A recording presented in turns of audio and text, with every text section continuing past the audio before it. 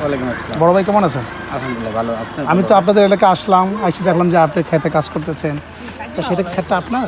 জি, এটা কয় মাস আগে আপনি এটা রোপণ করছেন? এটা এই যে মাত্র 2 মাস আগে আর কি। 2 মাস আগে। তা আপনি কী কী রোপণ করছেন এখানে?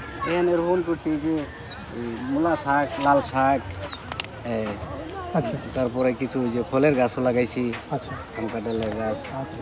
তো এটা কবে থেকে তোলা শুরু করছেন? এইটাই যে 1 সপ্তাহ ধরে তুলতেছি। আচ্ছা, খেতে কি সার দিছিলেন? হ্যাঁ জি, সার দিছি। সার মানে তাতে আমাদের জন্য তো কোনো ক্ষতিকারক না সারটা, নাকি? না, ক্ষতি হয় নেই আর কি, ফলন ভালোই।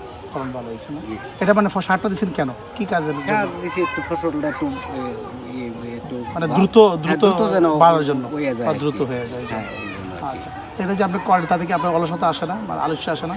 না না, আলসা আসে আমি কৃষি মানুষ আঙ্গর আমার অলসতা কি। আচ্ছা আচ্ছা, হ্যাঁ। এটা কি আপনার একটা আনন্দের সহিত এটা করেন? আনন্দের সহিত আমি এটা করি। যখন আপনি মানে গাছটা বড় হয় আস্তে আস্তে, আপনি যখন লালন পালন করেন, যখন ফসল আসে গাছের মধ্যে, তখন আপনার কাছে কেমন লাগে?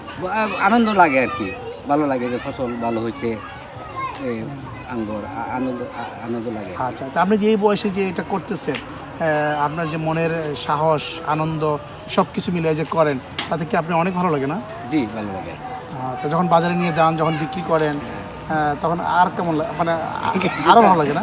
আরো টাকা আসে, হাতে কিছু টাকা আসে।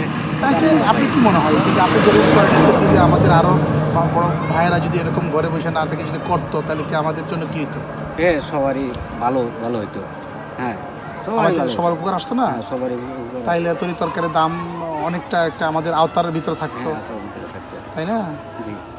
আচ্ছা, যাক, সবার জন্য শুভকামনা রইল। আপনাকে অনেক ধন্যবাদ আমার সাথে কথা বলার জন্য। আসসালামু আলাইকুম।